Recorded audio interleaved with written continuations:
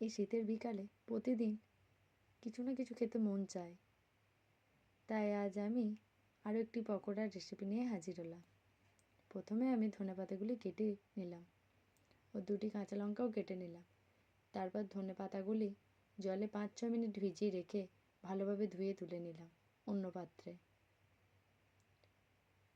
তার সাথে কাঁচা লঙ্কাগুলি দিয়ে দিলাম, 2 চামচ বেসন, নুন স্বাদ মতো, লঙ্কা গুঁড়ো যে যতটা ঝাল খাবে দিয়ে দেবে, হলুদ গুঁড়ো পরিমাণ মতো, বিস্কুটের গুঁড়ো 2 চামচ, যে কোনো বিস্কুট তোমরা ব্যবহার করতে পারো, ও তার সাথে একটু সর্ষের তেল দিয়ে দিলাম।